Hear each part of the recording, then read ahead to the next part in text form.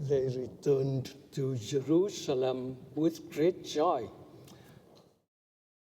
Jesus' disciples returned to Jerusalem with great joy after the ascension of their Master into heaven. I think they were supposed to have a sad day that day. Their Master is gone, leaving them alone, but they returned to Jerusalem with great joy. It's somehow unreasonable and hard to understand. But St. Luke's Gospel makes it clear that they returned to Jerusalem with great joy. The reason for their joy must have something to do with their faith in the resurrected Jesus. After the resurrection, Jesus had stayed with them for 40 days. 40 days to explain everything to them, to give them the strong faith in his mission, faith in him.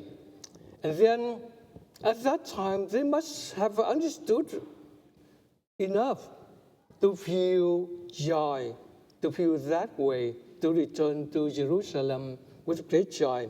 And I think they got at least 3 reasons to allow them to have a great joy like that. First, they realized that the salvation had been complete. The Son of God became man. He lived like a man. He died like a man. And then he rose again to draw all people to himself. When the Son of God had completed his mission, his work, he had to be back to heaven, where he was. And going back to heaven is to prove to his disciples that their faith had been authentic, and they would be going there with him. And this must be the right reason for them to have a great joy.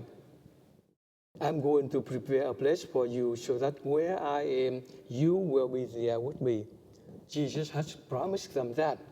And this promise extended to all of us today. We should go there to heaven. That's our home. That's our place. A second reason for the disciples to have a great joy is included in the gospel passage we just heard. Jesus going back to heaven so that he could send the Holy Spirit to his disciples. Holy Spirit is the one they needed most. He will stay with them until the end of time, to be with them, to be by them always. This must be a great joy for them to return to Jerusalem. Behold, I am sending you the promise of my Father, the Holy Spirit. And the last reason I can think of is the mission Jesus commanded on them. Before leaving them at the ascension, he said to them, go out to the whole world to preach the good news to all peoples, to all nations, beginning from Jerusalem.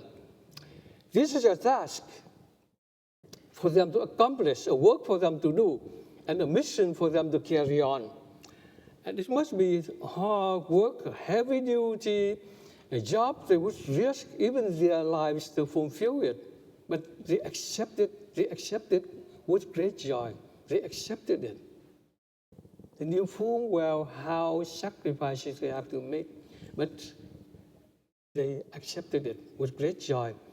This joy, one has to be in it to feel how it is. Any one of us who do in the mission, our mission on earth, who carry our mission on earth, should be in it to understand how we feel joy doing that risky job. And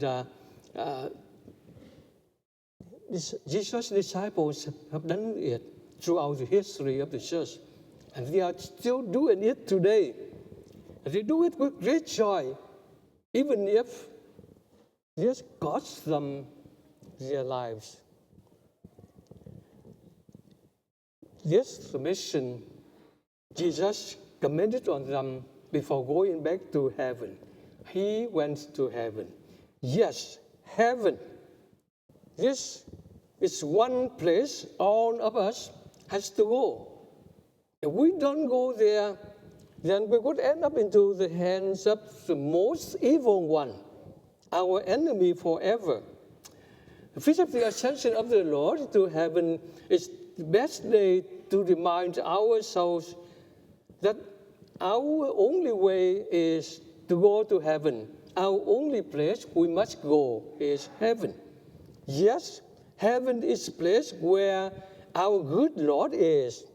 Heaven is a place where our beloved ones who have gone before us are. Our hope, our faith, and our eternal wish must be heaven. All of us must be there together. Then, like Jesus' disciples, we will return to Jerusalem with great joy. Now please rise for the profession of faith.